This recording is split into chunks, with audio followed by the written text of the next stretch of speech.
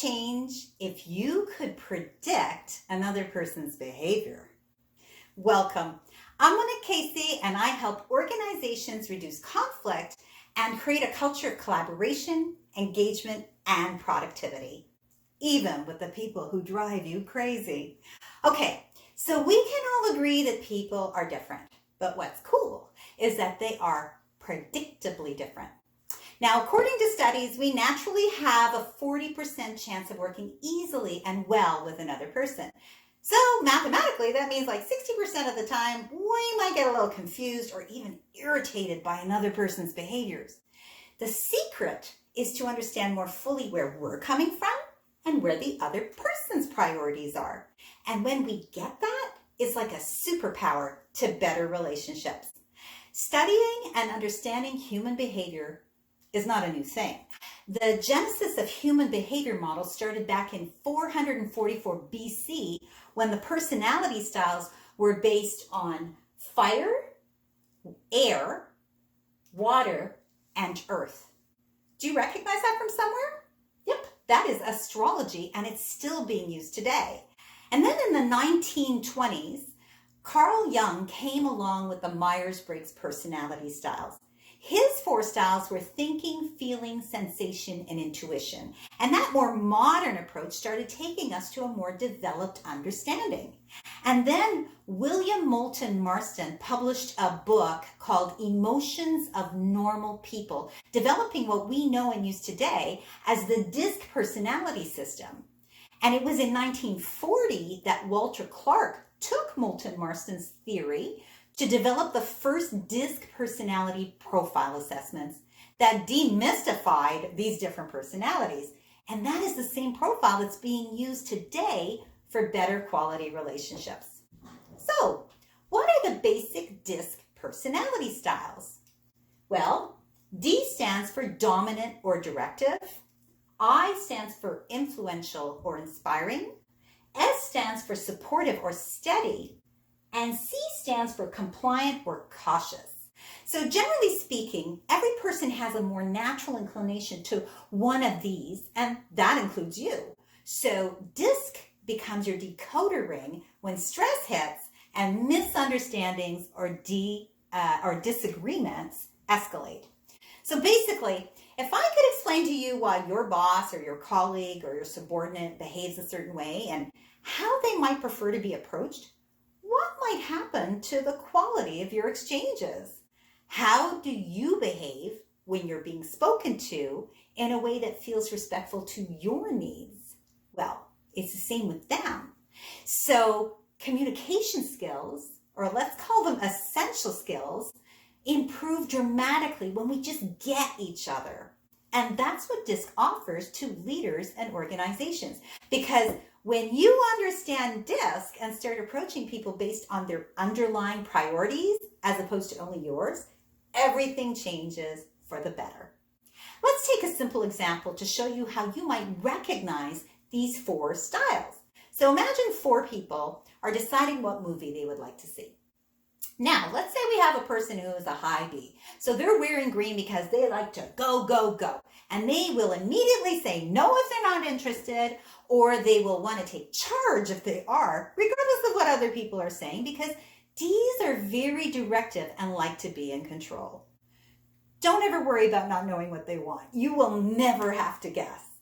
And highly important to them is to make a decision quickly. So these long, drawn-out negotiations and too many details just drives them nuts.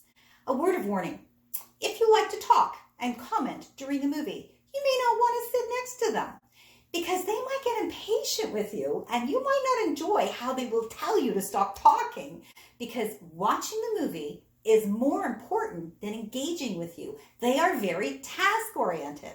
Basically, D's need to get it done. Now, with the next person that is a high I style, let's dress them up in red because they want you to stop and notice them.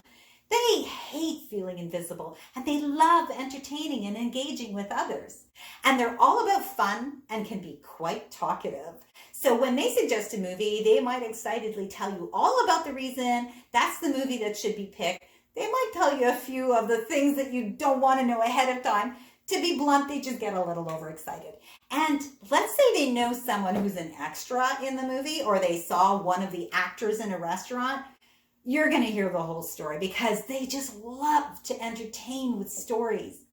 And regardless of which movie you see, they're going to enjoy it because just being with people who care about them and pay attention to them gives them energy, and they'll want to extend the evening beyond the movie. Eyes feel happiest when they feel they belong because they need to get acknowledged. Now, the high S is wearing a calming blue color, and they are the ones who will buy the birthday cards for everyone to sign at the office. They bring cookies. It can be said, and it has often been said, S's are the nicest people in the bunch. This is the person who is always looking for harmony and that everyone else's needs are taken care of. They do a lot of high fives. They have a really hard time making decisions because they never want to disappoint anyone, so saying no is hard. They're very calm, they're supportive, they love people. They are the ultimate team player, desiring a close relationship with everyone because ultimately, S's need to get along. Now, the high C is the quietest one of the bunch. They wear yellow because they are cautious before moving forward. You might see them flipping through the reviews on their cell phone while others are discussing which movie to see. They collect a lot of data before making a final decision, and even then they may wonder if it was the right choice.